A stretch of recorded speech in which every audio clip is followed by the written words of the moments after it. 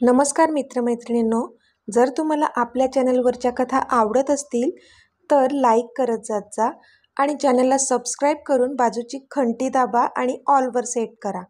म्हणजे जेव्हा जेव्हा मी नवीन व्हिडिओ किंवा कोणतीही नवीन पोस्ट अपलोड करेन तेव्हा ती सगळ्यात आधी तुमच्यापर्यंत पोहोचेल.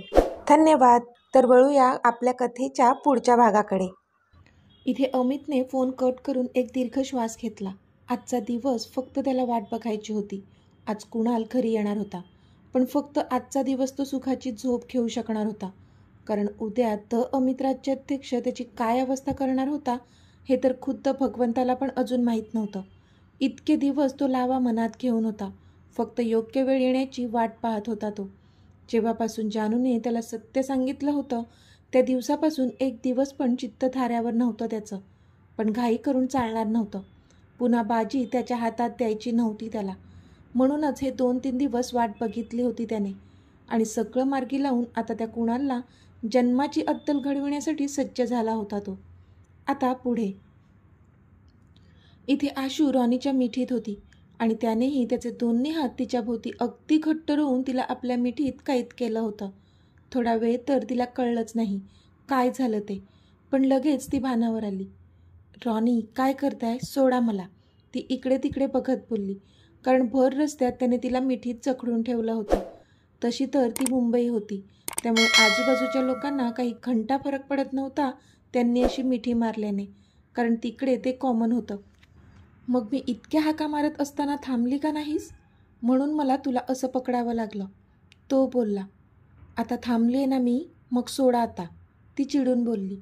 मला बोलायचं आहे तुझ्याशी, तो बोलला. तसं तिने मनातच डोळे फिरवले. पण मला नाही बोलायचं आहे, सोडा मला, ती पुन्हा चिडून बोलली. आधी हो म्हण तर सोडेल, तो पण हट्ट करत बोलला. तशी पुन्हा चिडली ती. जेव्हा मला बोलायचं होतं तेव्हा तर बोलला नाहीत तुम्ही, मग आता मी का बोलू तुमच्याशी, ती रागात बोलली. त्याला कळलं ती कालच्या गाडीतल्या प्रकरणाबद्दल बोलत होती. I am sorry for that, मागे बॉस बसले होते म्हणून मला बोलता नाही आलं, तो बोलला. पण मग आत्ता मला पण बोलायचं नाही आहे, सोडा, ती हट्ट करत बोलली. ठीक आहे, ॲज यू विश, मग मी पण असंच तुला मिठीत घेऊन उभा राहीन, तो खांदे उडवत बोलला. तशी तिने नकारार्थी मान हलवली.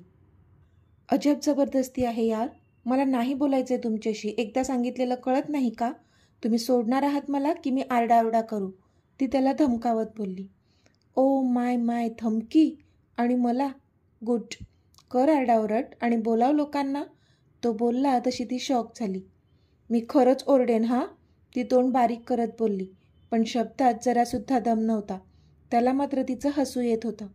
अगं हो, खरंच ओरड की, मी कुठे म्हणतोय की तू खोटं खोटं ओरडणार आहेस, तो आपलं हसू कंट्रोल करत बोलला. तशी ती अजूनच चिडली. बरं बोला काय बोलायचं आहे ते, पण मला सोडा आधी, ती आता नकारार्थी मान हलवत बोलली. तसा तो गालातच हसला. त्याला पण माहीत होतं की ती काही आरडाओरडा करणार नव्हतीच, म्हणून तो बिनधास्त होता. इथे नाही, आपण थोडं तिकडे जाऊन बोलूया, त्याने विचारलं. तशी तिने होमध्ये मान हलवली आणि त्याच्यासोबत बाजूच्या गार्डनमध्ये जाऊन बसली. थोडा वेळ कोणीच बोललं नाही. त्याने तिच्याकडे पाहिलं तर ती शून्यात बघत बसली होती, अगदी निर्विकार चेहऱ्याने. सो आता माझ्या प्रश्नाचं उत्तर दे, का वागलीस अशी माझ्याशी, त्याने प्रश्न केला. तशी ती त्याच्याकडे पाहू लागली. मी अशी म्हणजे कशी, तिने विचारलं. खोटं का वागलीस माझ्याशी, त्याने विचारलं. मग काय करायचं होतं, मी जानूसाठी मी काहीही करू शकते, अगदी जीवसुद्धा देऊ शकते माझा. अहो तिने माझा जीव वाचवलाय, मला नवीन आयुष्य दिलंय, मग तिच्यासाठी मी एवढं पण करू नये, तिने त्यालाच प्रश्न केला. ते सगळं ठीक आहे, पण जेव्हा मी तुला प्रपोज केला तेव्हा तरी तू मला सत्य सांगायला हवं होतंस असं मला वाटतंय, त्याने तिला विचारलं. जर तुम्हाला सगळं कळलं असतं तर अमितलासुद्धा कळलं असतं, मग मी कसं सांगणार होते सत्य, तिने विचारलं. तसा तो शांत झाला. हे बघा रॉनी, जर माझ्या सुखासाठी जानूचं इतक्या वर्षांपासून मनात दडवून ठेवलेलं सत्य मला सांगावं लागलं असतं तर मग मला माझं सुख नसतं मिळालं तरी चालणार होतं. जानूचं सुख माझी फर्स्ट प्रायोरिटी आहे, ती बोलली. पण रॉनी मात्र शांतच होता. त्याला हे सगळं आधीच माहीत होतं. पण आज स्वतःच्या सुखापुढे आशू जानूच्या सुखाला प्राधान्य देत होती. हे बघून तर अजूनच त्याला तिचा अभिमान वाटत होता. मला वाटतंय तुमच्या सगळ्या प्रश्नांची उत्तरं देऊन झाली आहेत, सो मला आता निघायला हवं, ती डोळ्यातले अश्रू अडवत बोलली. कारण अजूनही रॉनी फक्त तिला जाबच विचारत होता. तिला त्याच्याबद्दल काय वाटतंय हे अजून त्याने तिला विचारलंच नव्हतं. म्हणजे अजूनही त्याचा राग गेला नव्हता, तर तिला वाईटच वाटत होतं. ती आता उठली आणि तिथून निघणार इतक्यात. अजून एक प्रश्न विचारायचा बाकी आहे, तो बोलला तशी ती जागीच थांबली. पण आत्ता मात्र तिच्या डोळ्यात राग होता. कारण ती जे एक्सपेक्ट करत होती ते तर तो बोलत नव्हताच, पण अजून त्याचे प्रश्न काही संपत नव्हतेच. विचारा, अजून काय बाकी राहिलंय विचारायचं, तिने विचारलं. तसा तो कालातच हसला. डू यू लव्ह मी, त्याने विचारलं आणि इथे तिच्या पोटात मात्र गोळा आला. कधीपासून त्याच्यावर आलेला राग आता कुठच्या कुठे पळाला होता. कारण आत्ता त्याला काय उत्तर द्यावं. प्रेम तर करत होतीच त्याच्यावर, खूप जास्त, पण ह्या क्षणी तो सरळ सरळ तिला विचारत होता म्हणून लज्जेची लाली पसरली होती तिच्या चेहऱ्यावर. मला निघायला हवं, ती त्याच्यापासून नजर चोरत तिथून सटकू पाहू लागली. पण त्याने तिला जाऊ दिलं नाही. तिचा हात पकडून तिला थांबवलं. नो, फर्स्ट आन्सर माय क्वेश्चन, तो बोलला. तसं तिला अजूनच कापरं भरलं. कारण त्याने तिचा हात पकडला होता आणि आता तिच्या हृदयाची धडधड खूप वाढली होती. प्लीज लीव्ह मी, ती स्वतःचा हात सोडवत खाली मान घालून बोलली. नो, आय वोंट, तो खट्ट्यापणे बोलला. रॉनी प्लीज, ती काकुळतीला येत बोलली. Give me an answer, then I personally drop you at your home. त्याच्या प्रश्नाचं उत्तर दिलं तर तो स्वतः तिला तिच्या घरी सोडून येईल असं म्हणत होता. आता त्या उत्तराला काहीच अर्थ नाही आहे, ती तिचा हात सोडवत अगदी निर्विकारपणे बोलली. तसा तो शॉक झाला. कारण त्यालाही माहीत होतं की तिचं पण त्याच्यावर प्रेम आहे, पण आत्ता त्याला ते तिच्या तोंडून ऐकायचं होतं. आणि असं का वाटतंय तुला, त्याने विचारलं. जी गोष्ट पुढे जाणारच नाही आहे त्याच्यावर चर्चा का करायची आपण, ती बोलली. आणि हे तुला कोणी सांगितलं, तो तिच्यावर नजर रोखून बोलला. तशी ती त्याच्याकडे विचित्र नजरेने पाहू लागली. कारण हे तर तो स्वतःच बोलला होता ना तिला, जेव्हा त्याला कळलं होतं की तिने सत्य लपवलं होतं त्याच्याकडून. मिस्टर रॉनी डिसूजा, मला वाटतं तुमची मेमरी थोडी वीक झाली आहे. जरा डोक्यावर ताण द्या आणि आठवण्याचा प्रयत्न करा, म्हणजे आठवेल तुम्हाला की तुम्हालाच हे नातं पुढे न्यायचं नाही आहे, हे तुम्ही स्वतः बोलला होतात. Now for God sake let me go, ती चिडून बोलली आणि तिथून झपझप पावलं टाकत तिथून निघाली सुद्धा. पण रॉनी मात्र विचार करू लागला. कारण ते सर्व तर तिच्यावर असणाऱ्या रागामुळे तो बोलला होता. त्यावेळी तो काय काय बोलला होता हे तर त्याच्या लक्षात पण राहिलं नव्हतं. पण त्यामुळे तिच्यावर असणारं प्रेम मात्र तसूभरही कमी झालं नव्हतं त्याचं. पण तिने मात्र सगळं मनात साठवून ठेवलं होतं, अगदी त्याचा एक न एक शब्द. पण आता तो भानावर आला तर त्याला ती तिथून जाताना दिसत होती. तसा तो धावतच तिच्याजवळ गेला आणि त्याने तिला थांबवलं. आशू, अश्विनी प्लीज थांब, तो बोलला. तशी ती त्याच्याकडे एकटक पाहू लागली. आय एम सॉरी, तो बोलला. तसं तिने प्रश्नार्थक त्याच्याकडे पाहिलं. सॉरी फॉर व्हॉट, तिने विचारलं. Sorry to hurt you, sorry for everything, तो बोलला. तशी ती शांतच उभी राहिली. अश्विनी, मी फक्त नाराज होतो तुझ्यावर आणि म्हणून हक्काने तुला बोललो, पण त्यामुळे तू हर्ट झालीस. आय एम सॉरी डिअर, पण मला तुझा कितीही राग आला असला तरी तुझ्यावर असणारं प्रेम मात्र अजिबात कमी झालेलं नाही आहे. मला नाही फरक पडत तू कोण आहेस, तुझा पास्ट काय आहे, मला खरंच त्याच्याशी काहीही घेणं देणं नाही आहे. मला फक्त तू हवी आहेस माझ्या आयुष्यात, माझी बनून. मी वेड्यासारखा प्रेम करतो तुझ्यावर. I love you Ashwini, I love you from bottom of my heart. Please मला सोडून जाऊ नकोस, प्लीज, रॉनी बोलला. त्याच्या डोळ्यात अश्रू होते. पण इथे आशू मात्र स्तब्ध झाली होती त्याचं ऐकून. तिच्या डोळ्यात पण अश्रू आणि ओठांवर स्माईल होती.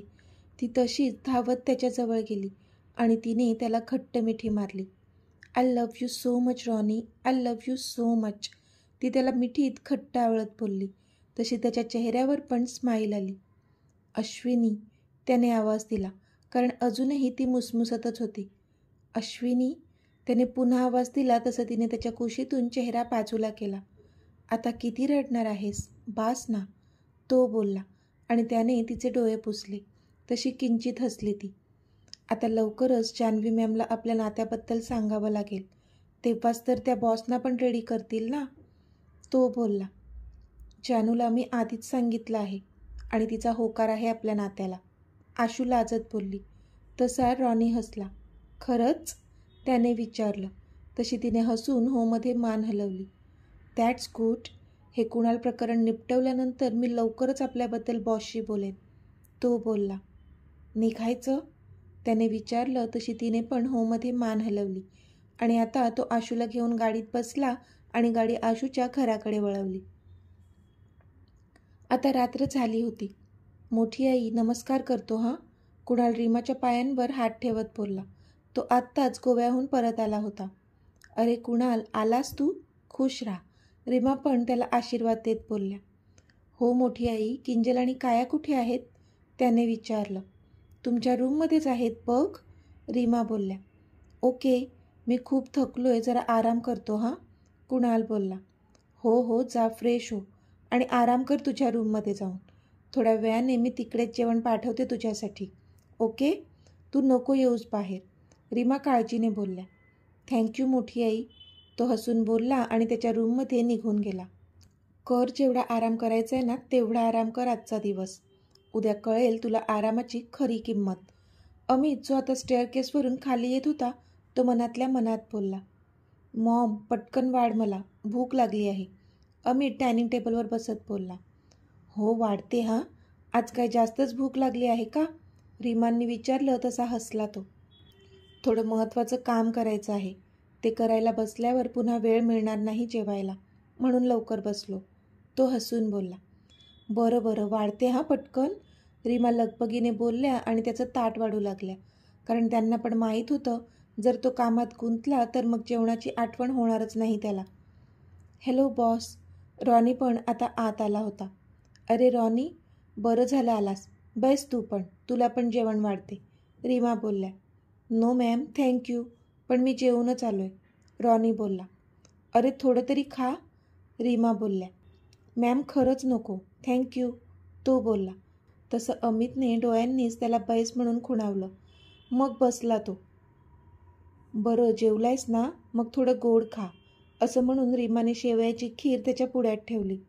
थँक्यू मॅम, तो बोलला आणि मग ती खीर खाऊ लागला. थोड्या वेळाने अमितचंही जेवण झालं. तसा तो उठला.